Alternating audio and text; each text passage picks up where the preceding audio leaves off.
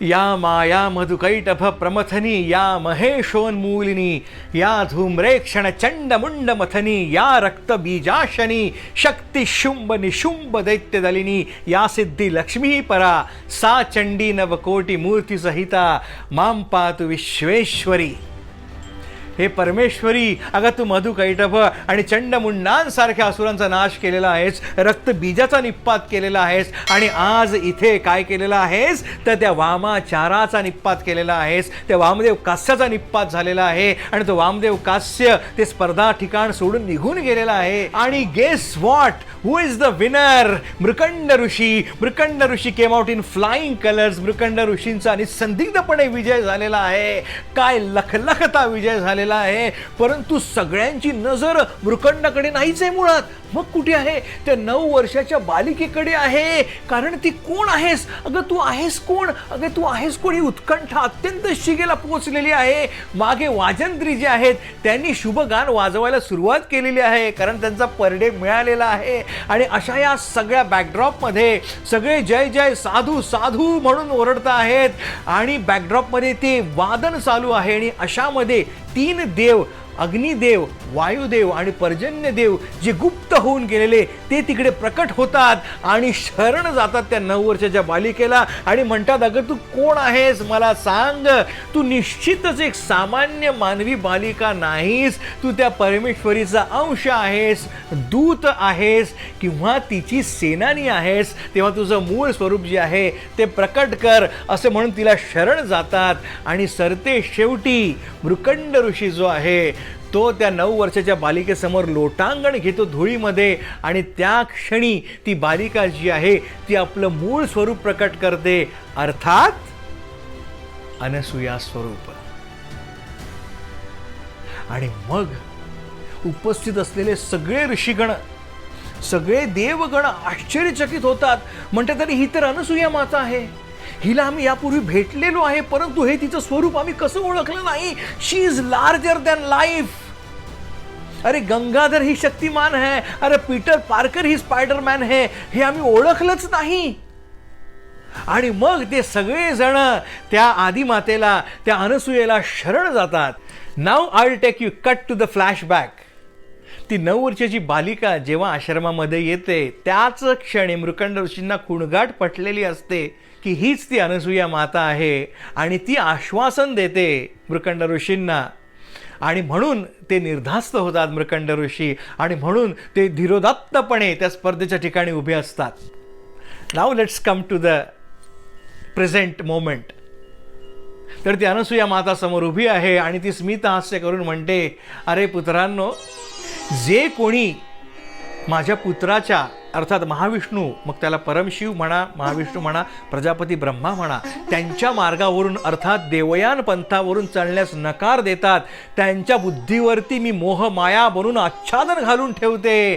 परंतु जे माझ्या पुत्राचे उपासक आहेत त्यांच्याकरता मी फक्त सदैव प्रेमळ माताच आहे. तेव्हा मृकंड ऋषी त्या तिथे उपस्थित सगळ्यांचे प्रतिनिधी म्हणून आदिमातेला शरण जातात आणि तिला विनवणी करतात, हे अनसूया माते, आताच तो वामदेव, तो दुराचारी वामदेव अत्यंत घोर प्रतिज्ञा उच्चारून इथे गेलेला आहे वामाचार स्थापन करण्याकरता, घोर संप्रदाय स्थापन करण्याकरता. तेव्हा हे अनसूया माते, सामान्य मानवाचं त्याच्यापासून कसं काय रक्षण होणार? हे अनसूया माते, आम्ही तुझं स्वरूप जाणलेलं आहे. तूच एकमेव दुर्गती हारिणी आहेस, कारण अत्यंत दुर्गमातली दुर्गम कार्य सुद्धा तू लीलया पार पाडतेस. त्याच्यामुळे आम्ही तुला दुर्गा हे नामाभिधान देतो आहोत. आम्ही तुला दुर्गा हे नावाने ओळखतो आहोत इथून पुढे आणि दुर्गा हे नाव घेऊनच आम्ही तुला शरण आलेलो आहोत. आणि मृकंड ऋषीने दिलेलं दुर्गा हे नामाभिधान ऐकता क्षणीच त्या आदिमातेनी एक प्रचंड अकराळ विक्राळ आणि आगळं वेगळं रूप धारण केलं. हे रूप कसं होतं? तिला सहस्त्र बाहू होते, सोन्याची वस्त्र परिधान केलेलं हे सगळं रूप होतं आणि त्या प्रत्येक हातांमध्ये नानाविध आयुध तिने धारण केलेली होती. आणि हेच कुठलं रूप? तर हेच ते अनोखं दुर्गा स्वरूप.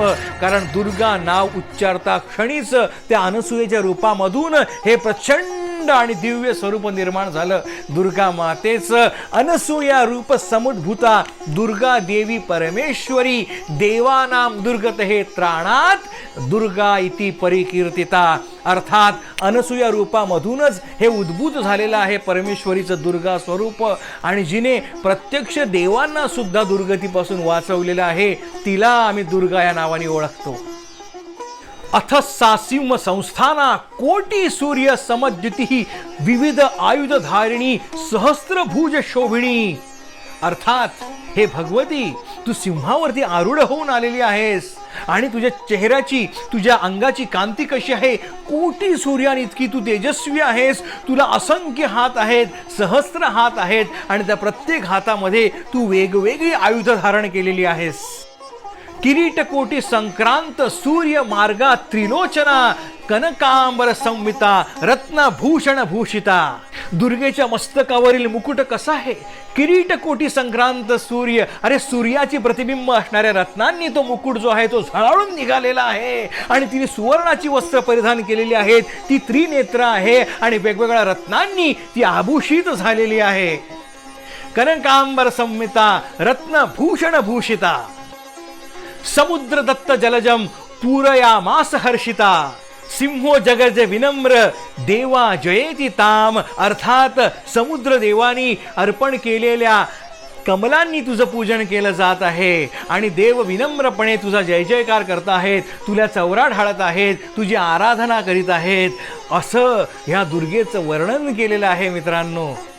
अशा प्रकारे मृकंड ऋषींनी आणि पर्जन्य, अग्नी आणि वायू ह्या देवांनी सुद्धा आदिमातेची स्तुती गायली, तिचा महिमा गायला, तिचं स्तवन गायलं, आणि मग या सगळ्या स्तुती सुमनांचा वर्षाव ज्या आदिमातेने त्याचा स्वीकार केला, आणि त्यांनी प्रसन्न होऊन तिने पुन्हा एकदा सौम्य आणि शांत अनसूया रूप धारण केलं. आणि आश्वासक वाणीने ती काय म्हणाली?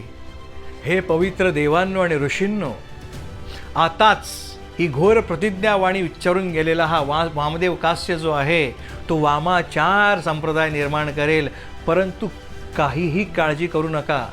त्याला विरोध करण्याकरता, त्याला काउंटर करण्याकरता मी काय करणार आहे? मी दक्षिणाचार मार्ग निर्माण करणार आहे.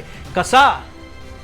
तर तो परमात्मा गज दत्तात्रेय जो आहे त्याला माझ्या पोटी मी जन्माला घालणार आहे, आणि मग हा जो परमात्मा गज दत्तात्रेय जो आहे त्याच्या उपासनेचा जो मार्ग आहे तोच दक्षिणाचार मार्ग या नावाने प्रसिद्ध होणार आहे. आणि मग जे जे कोणी ह्या माझ्या पुत्राचे उपासक आहेत त्यांच्या शुभ कार्याचं रक्षण मी अनसूया रूपाने करणार आहे, आणि त्यांना आपत्तीपासून निवारण्याकरता मीच माझ्या अनसूया रूपामधून दुर्गा स्वरूप धारण करणार आहे, महिषासुरमर्दिनी स्वरूप धारण करणार आहे. तर मित्रांनो, इथे आपले सगळे डॉट्स आता जुळले असतील, राईट? त्या आदिमातेची दोन कामं आहेत, शुभंकरा आणि अशुभनाशिनी. या ठिकाणी तिने वाणी उच्चारलेली आहे की अनसूया रूपाने मी शुभंकरा कार्य करणार आहे, तर दुर्गा रूपाने मी अशुभनाशिनी कार्य करणार आहे. आणि ही दोन्ही कार्य कशा करता आहेत? भक्तांच्या कल्याणाकरता आहेत, दक्षिणाचारी मार्गाच्या उपासकांच्या कल्याणाकरता आहेत. अनसूया मातेच्या मुखातून निघालेले आश्वासक उद्गार ऐकल्यानंतर तिकडे उपस्थित सगळे ऋषीगण, देवगण मोठमोठ्याने आदिमातेचा जयघोष करू लागतात, अनसूया मातेचा जय जयकार करू लागतात, आणि तो सगळा नाद जो आहे तो चिदाकाशात घुमू लागतो. आणि या सगळ्या ॲम्बियन्स मध्ये, या सगळ्या ॲटमॉस्फिअर मध्ये, या सगळ्या बॅकड्रॉप मध्ये ती अनसूया माता जी आहे ती अंतर्धान पावते, आणि तिकडे उपस्थित सगळे ऋषी जे आहेत ते कृतार्थ होतात. कृतार्थ भावनेने त्या जगदवंद्य दुर्गा देवीचं, तिचं रूप, तिचं स्वरूप, तिचं कार्य, याची देही, याची डोळा पाहिलेलं त्या सगळ्या आठवणी ज्या आहेत त्या आपल्या हृदयामध्ये कैद करतात, आणि अत्यंत प्रसन्न चित्ताने, अत्यंत कृतार्थ भावनेने आपापल्या मार्गी परत जातात. आणि मित्रांनो, अशा प्रकारे या ठिकाणी ही आदिमातेच्या अनसूया रूपामधून उद्भूत झालेली दुर्गा स्वरूपाची कहाणी या ठिकाणी संपन्न होते आहे. परंतु इथे संपूर्ण चॅप्टर संपलेला नाही. जसं वेब सिरीजचा एक खंड, एक वॉल्यूम संपल्यानंतर त्याचा पुढचा वॉल्यूम पुढे येणारच आहे, तसंच ह्या दुर्गा मातेचं, दुर्गा चरित्राचं, दुर्गा स्वरूपाचं आख्यान इकडे संपलेलं आहे. परंतु त्याचा नेक्स्ट खंड जो आहे कुठला, परमात्माग्रज दत्तात्रेयाचा जन्म, तो आपल्या पुढच्या सिरीजमध्ये होणार आहे. So stay tune for it. आणि आपण ही सिरीज जी आहे ती दत्त जयंतीपर्यंत चालवणार आहोत. तेव्हा आपण त्या जगदवंद अनसूया मातेचा, त्या दुर्गा मातेचा महिमा, तिची कीर्ती, तिचं यश, तिचं कार्य आपल्या हृदयामध्ये साठवूया आणि त्या दुर्गेच्या चरणी आपण सगळे नतमस्तक होऊया. सर्व मंगल मांगल्ये शिवे सर्वार्थ साधिके शरण्ये त्र्यंबके गौरी नारायणी नमोस्तुते.